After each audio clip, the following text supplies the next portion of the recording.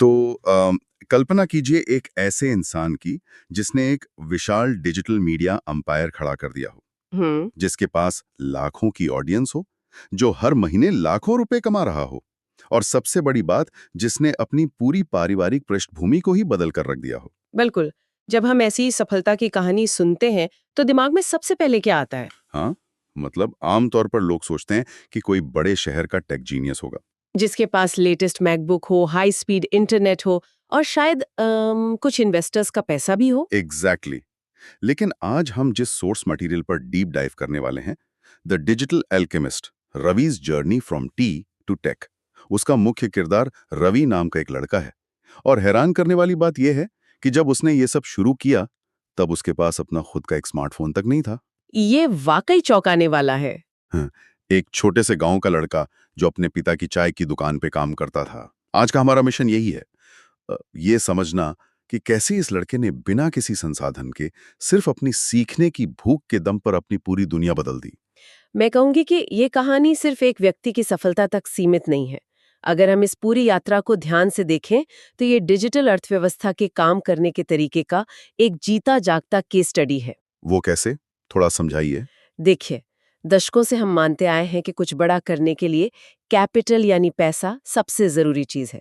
पैसा होगा तो ही आप और पैसा बना पाएंगे। हाँ, ये तो एक पुराना नियम है व्यापार का। बिल्कुल। लेकिन रवि के सफर ने इस नियम को पूरी तरह पलट दिया है।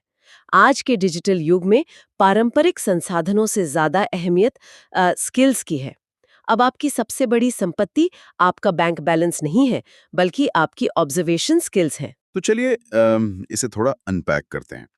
रवि की कामयाबी को समझने से पहले हमें उस माहौल को समझना होगा जहां से उसकी शुरुआत हुई, क्योंकि मुझे लगता है कि वहीं से उसके माइंडसेट की नींव पड़ी थी। बिल्कुल। माहौल का बहुत बड़ा असर होता है। रवि एक बहुत ही छोटे से गांव में रहता था। घर की हालत काफी कमजोर थी और उसके पिता एक छोटी सी चाय की दुकान चलाते थे। हम्म। मतलब उसके पास न तो अच्छे कपड़े थे, न मोबाइल था और न ही कोई ऐसा माहौल जहां लोग बड़े सपने देखते हों। कोई रोल मॉडल नहीं था आसपास। सही कहा। वो स्कूल के बाद सीधा पिता की दुकान पर जाता था और उनकी मदद करता था। अब बाहर से देखने पर ये एक बहुत ही साधारण सी स्थिति लगती है। एक लड़का चाय बना रहा है, बर्तन धो रहा है। लेकिन वो वहां सिर्फ चाय नहीं बेच रहा था। एग्जैक्टली। वो वहां आने वाले लोगों को बहुत गहराई से ऑब्जर्व कर रहा था। वो देखता था कि कौन क्या काम करता है, कैसे बात करता है, और सबसे जरूरी बात, लोग कैसे पैसे कमाते हैं। और यहीं से बदलाव की शुरुआत हुई। किसी क्लासरूम से नहीं, बल्कि सिर्फ सही लोगों की बातें ध्यान से सुनने से। हाँ, एक दिन उसने अपनी दुकान पर कुछ लोगों को यूट्यूब और ऑनलाइन काम के बारे में बात करते हुए सुना, और बस उसी पल उसके दिमाग में एक चिंगारी जल गई। मैं यहाँ एक बात जोड़ना चाहूंगी। हम एक चाय की दुकान को सिर्फ एक छोटे से व्यापार की तरह देखते हैं, लेकिन एक कंटेंट क्रिएटर के नजरिए से सोचें तो गांव की वो चाय की दुकान दरअसल एक बहुत बड़ा फोकस ग्रुप थी। अरे वाह, फोकस ग्रुप! ये एक बहुत ही दिलचस्प नजरिया है ना? देखिए, कोई भी बड़ी कंपनी जब कोई नया प्रोडक्ट बनाती है तो वो लोगों के व्यवहार को समझने के लिए लाखों रुपए खर्च करती है। रवि को वो सारा डेटा वहां मुफ्त में मिल रहा था। वो इंसानी स्वभाव को पढ़ रहा था। मतलब उसे समझ आ रहा था कि लोगों का ध्यान कहाँ जा रहा है। बिल्कुल। लेकिन यहाँ एक बहुत बड़ी अड़चन भी थी। अड़चन? हाँ, सिर्फ आइडिया होना काफी नहीं है। जब आपके पास उस आइडिया को पूरा करने के लिए कोई गैजेट ही ना हो, तो आप क्या करेंगे?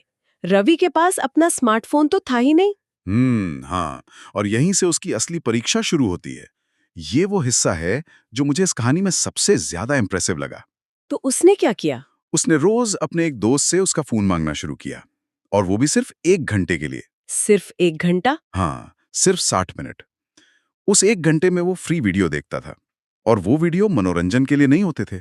वो सीख रहा था कि एडिटिंग कैसे करते हैं, वीडियो कैसे बनाते हैं, थंबनेल कैसे बनता है। ये बहुत बड़ी बात है। आज के समय में जब हमारे पास 24 घंटे फोन होता है, तो हम क्या करते हैं? हम बस बिना सोचे समझे स्क्रीन स्क्रॉल करते हैं। इसे मनोविज्ञान में पैराडॉक्स ऑफ चॉइस कहते हैं। थोड़ा आसान भाषा में बताएंगी इसे? मतलब जब आपके पास बहुत सारे विकल्प और बहुत सारा समय होता है, तो आप कुछ भी ठोस नहीं कर पाते। लेकिन रवि के पास 24 घंटे नहीं थे। इस कमी ने उसे ज्यादा फोकस्ड। आगे की स्टोरी जानने के लिए सब्सक्राइब करें चैनल को।